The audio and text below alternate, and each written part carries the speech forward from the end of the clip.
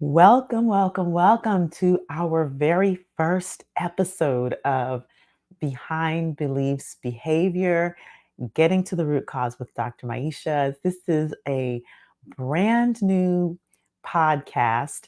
And while I am not new to podcasting, I decided to start this new podcast because much of what I do, much of what I talk about is getting to the root cause. And so I wanted to start this podcast as a foundation to for the conversations that I often have in the big rooms of organizations and on stages about the little things that we don't think about getting to the root of. And so what you can expect is that I not only will I be continuing to do solo podcasts for those of you who know me from the Black Mind Garden. I did solo podcasts alternating with guest podcasts. So not only will I continue to do that, and I will run a very similar format to this show, but I will beginning to expand my topics and really talk more about the root cause of many of the things that we don't often think about, and particularly around our thinking and our communication. And so I'll pause here just for those who may be new to me, many of you may not be new to me, but I'll introduce myself. I'm Dr. Maiysha Clairborne. I am a integrative medicine physician by training. And I actually ran a private practice for 10 years and practiced clinical medicine for about 15 years before I made my transition. And inside of that transition, I began coaching physicians and healthcare professionals who were burned out in their careers. And that led me to doing executive coaching, career transition coaching. But along the way, I really got clear that rather than that the biggest difference that I could make is not only in coaching but also in teaching and training and consulting. So just to back up a little bit, I am a master practitioner and master trainer of neuro linguistic programming, and what that means is that I delve into the intricacies of language and communication and how it affects the brain. My background is in psychology. I have an undergraduate degree in psychology. And so I have always been fascinated with the brain and human behavior and why we do the things that we do. And I think that particularly led me on the path to obtaining this additional education, this additional expertise in neurolinguistic programming. And so combined my psychology degree combined with the master trainer in NLP and neurolinguistic programming and hypnosis, and it gives me a very deep knowledge and foundational background of how our language affects our behavior, how our thinking, how our brain really is at the source of much of what we do. So, the title of this podcast is Behind Our Beliefs and Behaviors is Our Brain. And it's really very, very true because when we're born, as babies, we are blank slates. Now, are there generational inherited potentials that come in? Absolutely, absolutely. The research has shown that there are epigenetic changes that can happen that can predispose certain populations, particularly marginalized populations, toward particular things, right? Well, and I'm keeping it global on purpose because we will have many of these conversations more specifically during the podcast. And we are born as babies with these sort of blank slates, and it is the environment, and it is the values and beliefs that we begin to inherit. These things are modeled. This is information that we're taking in. So as babies, we're sponges. That first 10 years of life, we are sponges. We're taking in a lot of information. And even as adults, and if you've listened to my TEDx talk, you've heard me say this 1,000 times, that we have 11 million bits of information per second coming into our nervous system, right? So imagine you're a baby and you're in the you're a baby, you're an infant, you're a child, you're in the pinnacle of this growth and development. These various stages are coming and going like very, very quickly, and you're just absorbing all of this information to know like what to believe, to know what how to respond, to know all of these things. And so our brain is literally behind our beliefs, and our beliefs and our listening, it drives our behavior. And so, why is that important? It's important because it really gives us an opportunity when we really begin to understand how powerful our brains are, how powerful our minds are, how powerful our beliefs are. It really begins to put us at the source and have us not only be responsible, but accountable to our behaviors. And this is the work that I am committed to doing. And and so this is why I work in organizations inside of the anti-oppression space, the equity and inclusion and belonging space. This is why I focus so much on centering psychological and emotional safety in organizations. This is why I talk so much. If you know me, if you follow me, you know I love to talk about this work in the context of parenting, in the context of leadership, because as adults, wherever we are in our psychosocial development, as chronological adults, we have not only an opportunity, but a responsibility to begin to re examine our own beliefs and where they come from and how it has impacted the behavior and the communication with others today. How it is impacting our leadership, how it is impacting how we run our businesses, how we run our teams, and how we run our organizations, and how it impacts the biases that we may have. When we can become responsible for that, then we can begin to interrupt those harmful and unuseful thoughts that come out in our communication and our behavior. Because listen, our communication is basically our thoughts put on loudspeaker, our beliefs and our values put on loudspeaker.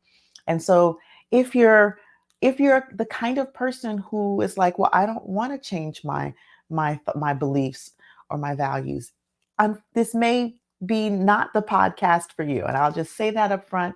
I know that my topics are not for everyone, but for those people who are committed to shifting to something bigger than themselves, to shifting the the status quo of where our society is going, and who are committed to their own personal growth and expansion, and not just for self but for the expansion of the people around you, for your children, for your spouse, for your friends, parents, siblings, for your teams, for your leaders.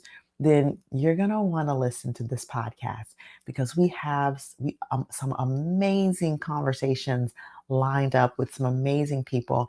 And I will be each week bringing topics of my own, thoughts and musings of my own, that and leaving you with some clear steps and tips of things to go out and practice in the world. So one of the things that people know about me is I'm the kind of person who I I care about the insight.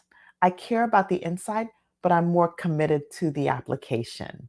All right. So I will typically never tell an empty story, or now never tell a point, make a never tell a pointless story or a pointless metaphor.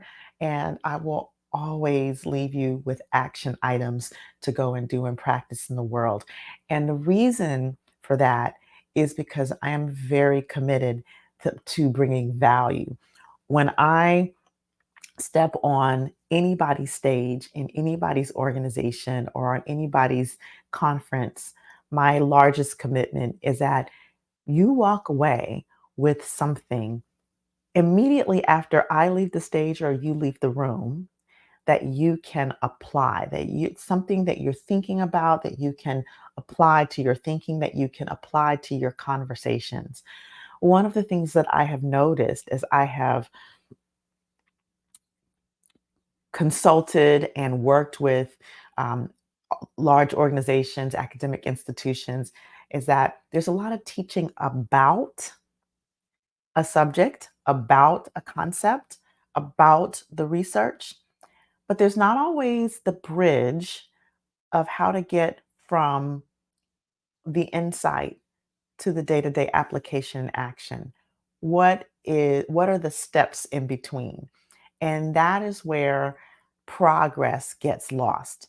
Progress gets lost in the steps between knowing about or understanding something and actually putting it into practice.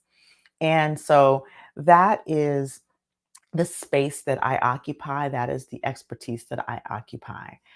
And so as we move into this series of podcasts, this season one of Behind Beliefs and Behaviors, I want you to consider that behind all of your beliefs and your behaviors is your brain.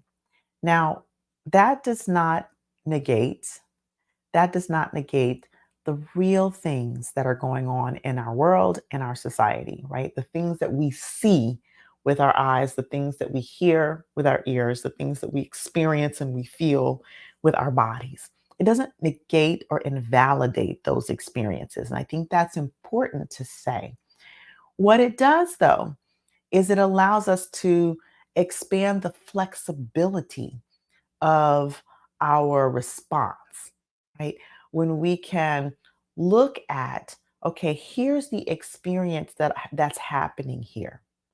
Here is what I see out there in the world. What could I believe? What do I believe and what could I believe, right?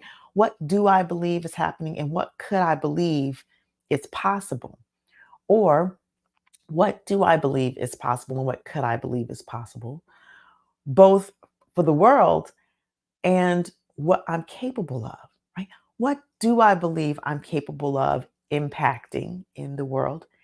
And what could I believe that I'm capable of impacting the world? Give you an example. There are a lot of people that I've seen on social media when that come up in my feed that feel like certain things that are going on in the world are not their fight. That's what they believe, right? And it's not there's nothing wrong with anybody. Well, there's nothing wrong with that particular belief.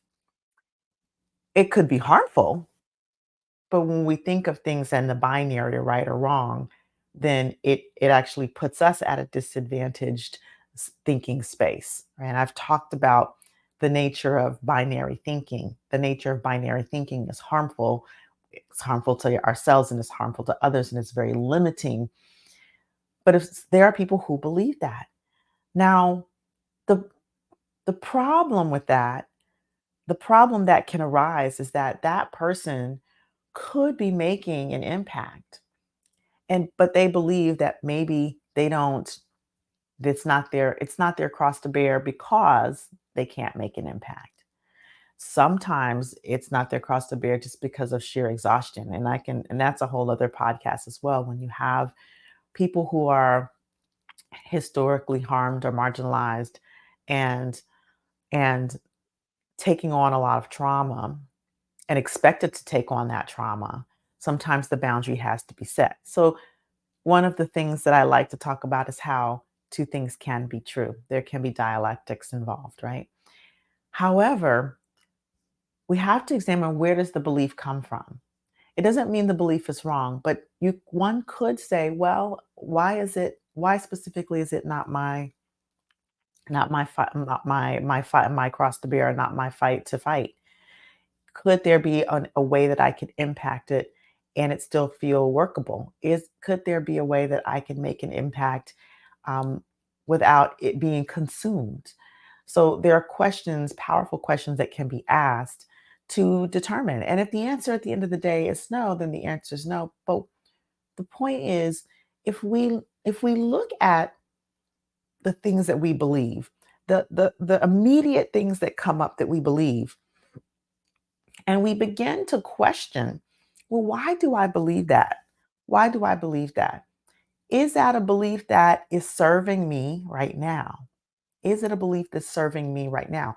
Is it a belief that's harmful to me or to another? And then what could I believe? What could I believe? And you could also ask the question, what prevents me from believing anything different? So there are these just very simple questions to ask to really like allow you to pick up a belief like an object and just take a look at it. Just take a look at it like maybe you pick up a pebble or a stone and you're examining that stone. You're looking at all the intricacies, the marks, the grooves of that stone and looking at it with curiosity. This is the way we can look at our beliefs. And then we can look at what is it in our past? What have we absorbed? What mentally have we absorbed?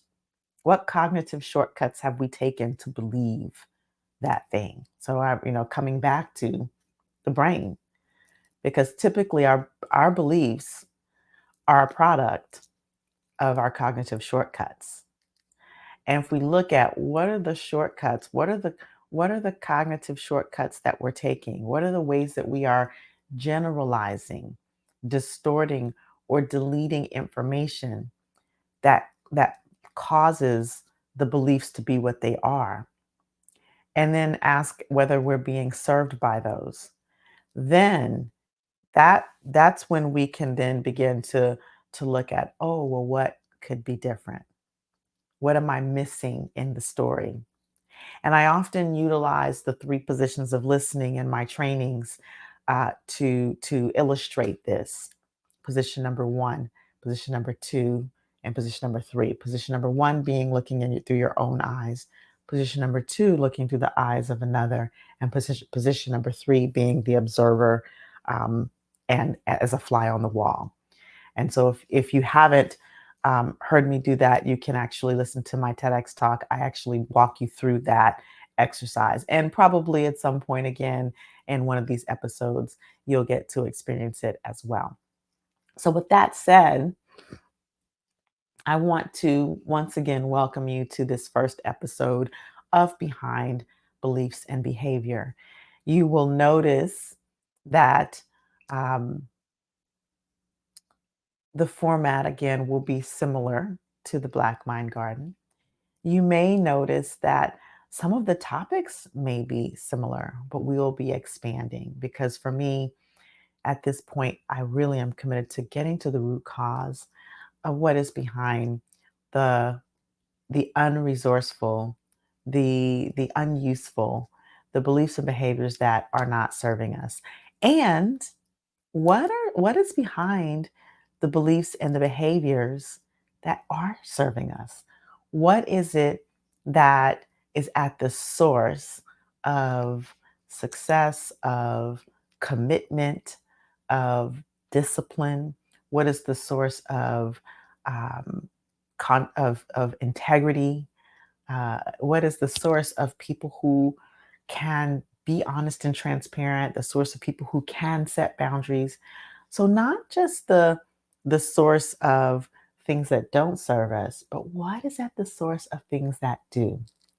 And we can begin to ask ourselves those questions because even as we talk about the what's behind the unresourceful beliefs and behaviors, when we look at what is behind the beliefs and behaviors that are working, then we can begin to duplicate those processes and and model those processes so that we actually expand and create even bigger positive results in our lives and the lives of others.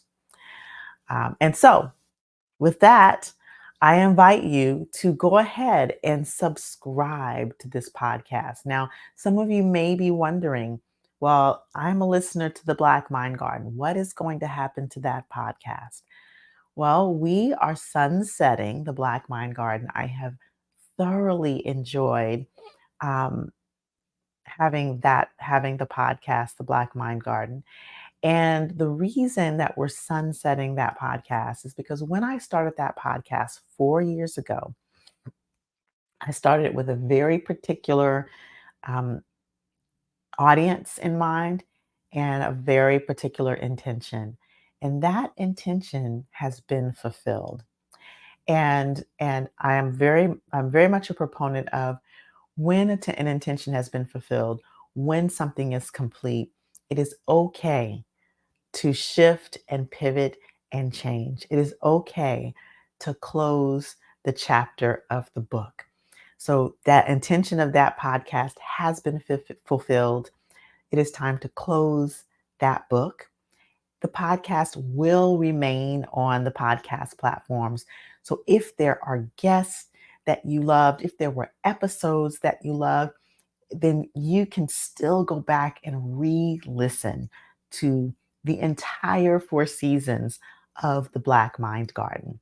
And moving forward, this will be the primary podcast that I will be adding to. And so I invite you to subscribe so that you will know when new episodes are dropping and releasing. And I am committed to really making a difference with this podcast. And you might not know this, but this first podcast is releasing the week of my 49th birthday. And so I'm asking and inviting you to share this podcast with as many people as possible. I would love for this month, the month of April, to be the month where I have 1,000 downloads to this podcast. And so, will you help me? Will you help me to gain that first 1,000 downloads by sharing this podcast with at least three people? If everyone shared this podcast with three people, it would catapult the impact of this podcast tenfold. So that is my ask for you. I told you I would give you homework. Um, this is a bonus. This is actually bonus homework.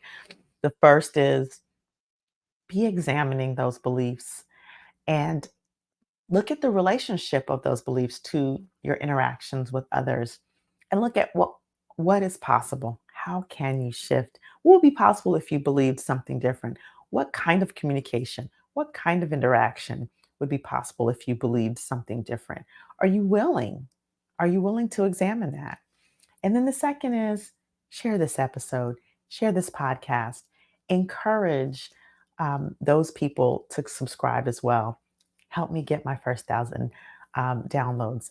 It would be an honor in my birthday month if this were made possible.